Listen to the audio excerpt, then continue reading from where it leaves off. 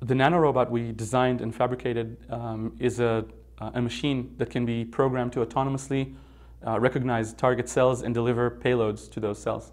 The basic idea is to make a cage or a basket that protects a fragile or toxic or precious payload and only releases it when it's at the right moment. The nanorobot is capable of loading a cargo and then delivering that cargo to a cell surface, and specifically to a cell surface that is expressing some marker that we programmed the nanorobot to recognize. And that's done in logical control where the surface of the basket responds to the surface of the cells that it's targeting. DNA origami is a method that we use in the lab in order to create custom nanoscale shapes that are atomically precise. And the way that this works is that we take a long single-stranded template strand of DNA and combine it with hundreds of short strands that we've designed and ordered from a company. And when we mix these strands together and give them time to self-assemble, at the end we get a custom desired shape. The nanorobot that we designed actually looks like an open-ended barrel or a clamshell that has two halves. So the two halves of this open-ended barrel or clamshell are linked together by flexible DNA hinges, and the entire structure is held shut by latches or locks that are actually DNA double helices.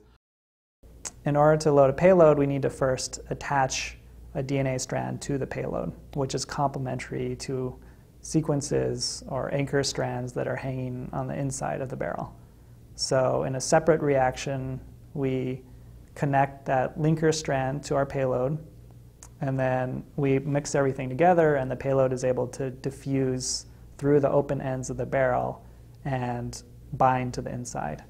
Now, each of these locks is a DNA double helix, which means it has two strands in duplex. The way it works is that in the absence of the key, which is a molecular protein, the duplexes are held sufficiently strong to maintain the entire structure closed. But when the key is present, that piece of DNA that we designed to recognize that key switches to bind to the key, and the duplex zips open. And when both of these zip open, the entire structure can open. It's very like a combination lock. So the most significant observation we made was that the nanorobot is capable of recognizing a small population of target cells within a large population of bystander cells, which should be left alone. And the way it does that is that while all cells share the same drug target that we want to attack, only those target cells express the proper set of keys that open the nanorobot, and therefore only they will be attacked by the nanorobot and by the drug. And that's what we did. We mixed a small population of target cells within a large population of healthy cells, and the nanorobot was capable of attacking only these with almost zero collateral damage.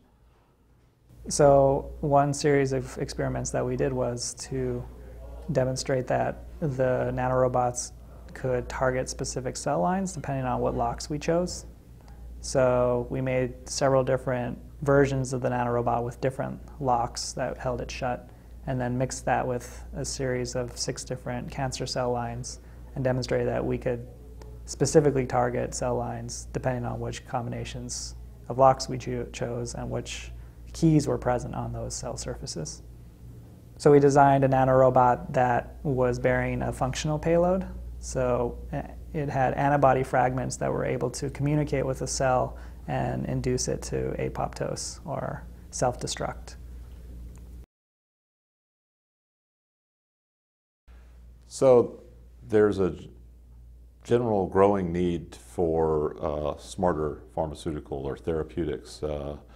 The amount of information you can pack into a small molecule drug, as they're sometimes called, is quite limited.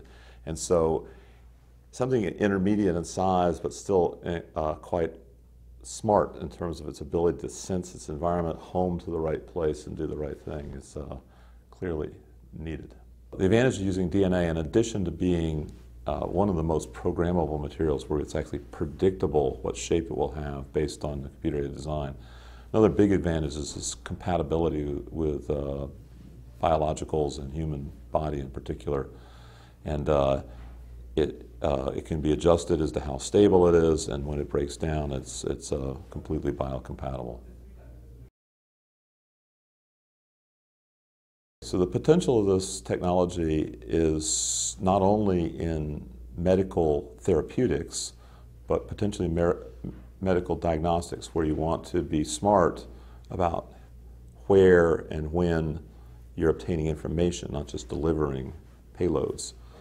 And then there are applications beyond medicine. Basically, any place where you would like to have a smart device that's smaller than electronics, this might be a good candidate.